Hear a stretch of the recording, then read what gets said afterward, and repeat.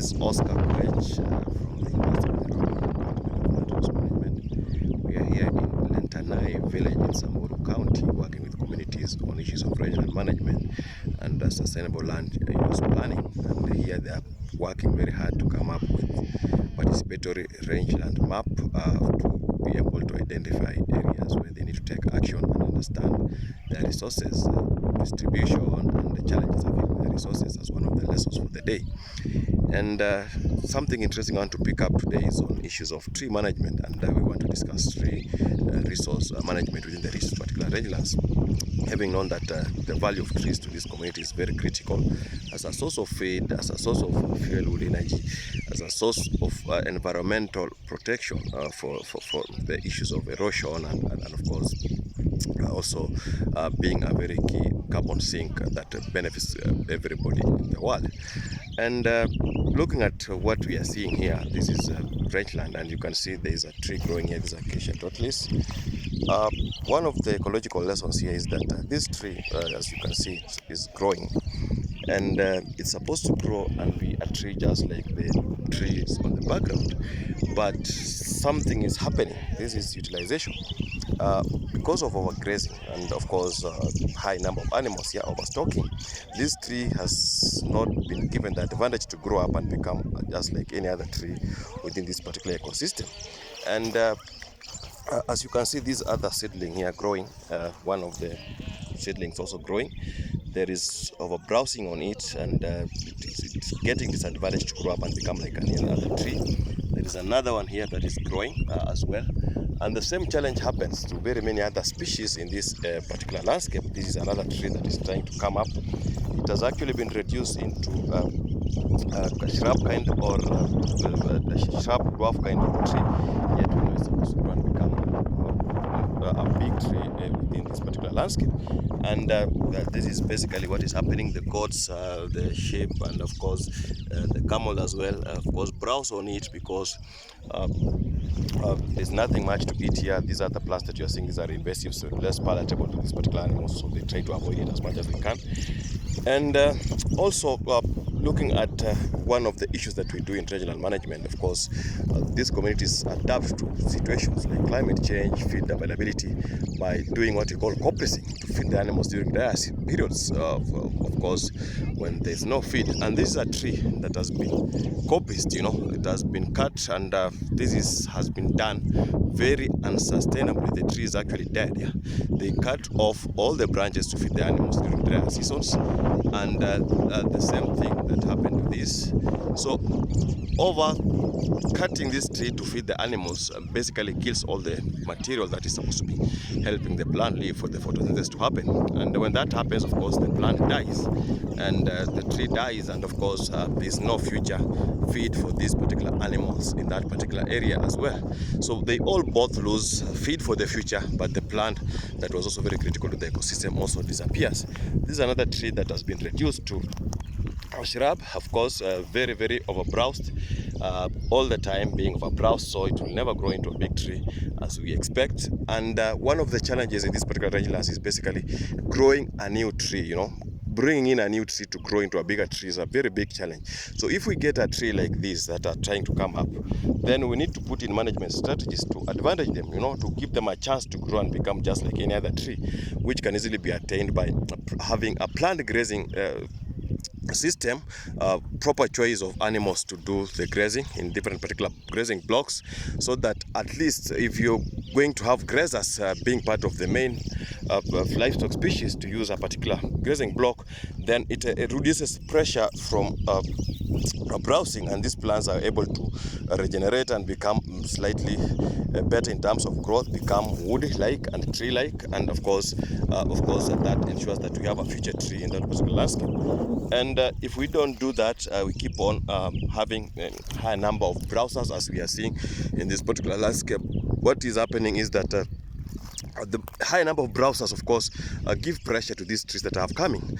And of course, at the end of the day, we are depleting the soil gene bank because there are no trees that are coming to replace them. And of course, it becomes a very big problem to do it. It's also very easy to grow natural trees that are basically regenerating within the rangeland without our efforts in terms of growing them in seed nurseries and or plant nurseries and all that.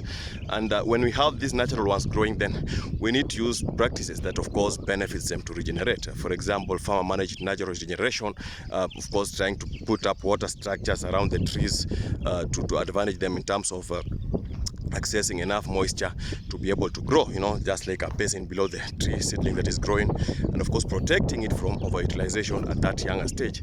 This is how other person has done on this tree.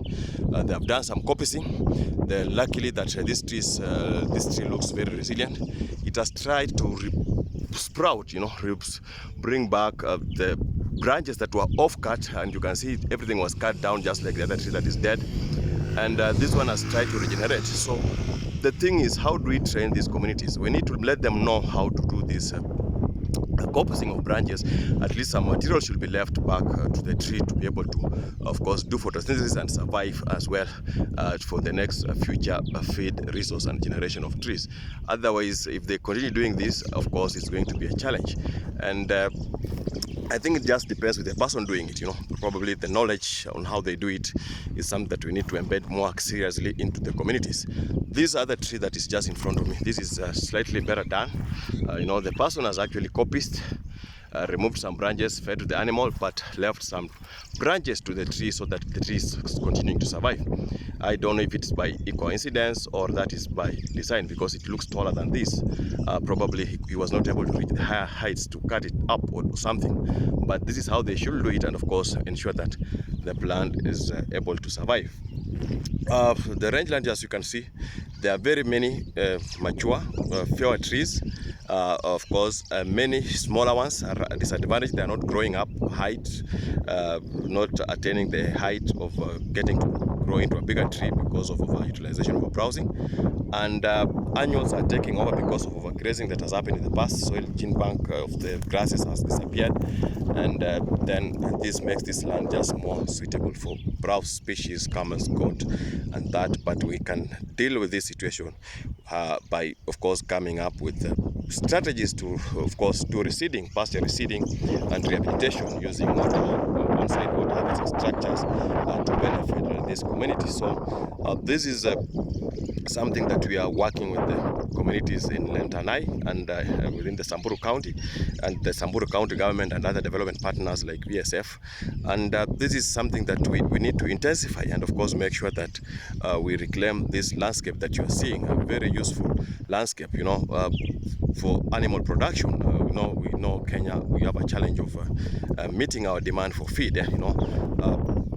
Our feed demand, meat demand is a big problem. Feed challenges to our animals is a big problem. We are importing about 300,000 metric tons of beef, and we have this landscape that is supposed to be continuing to support our beef industry, and of course sustainable livestock production becomes one of the interventions that we need to actually intensify because of the value that we get from these lands. If we don't do this, then the future, of course, is going to be in trouble, because how are we going to meet our meat demand, our protein source from the livestock that are raised within these particular rangelands, and also the issue of creating employment to our communities, to our urban people, traders, livestock traders, hoteliers, and many other people who have been basically employed by these rangelands. They depend entirely on these rangelands for their livelihoods and, of course, for their income sources as well. So these are very key resource areas that should be considered very seriously by our governments, by our development partners, and the communities as well. And for the day, we are going to have a very interesting session with this community. We are going to deal with coming up with action plans and strategies that can be implemented at lower scale, larger scale, to, of course, improve these rangelands and, of course, benefit the communities for the future. And this is an interesting lesson and, of course, activity that we are always happy to be part of as rangeland scientists, working with communities in outreach, extension, to, of course, increase productivity from our rangelands, and of course, improve how the future will be, and of course make sure that livelihoods are enhanced and communities are of course supported to have that decent life that we want to see. Besides that, of course, we want to see an environment that is very conducive, lower carbon, of course, a contribution to the atmosphere, and we need to increase these lands to be critical carbon sinks that they have always been, of course, to deal with issues of climate change and climate variability for the world. Thank you so much. Thank you.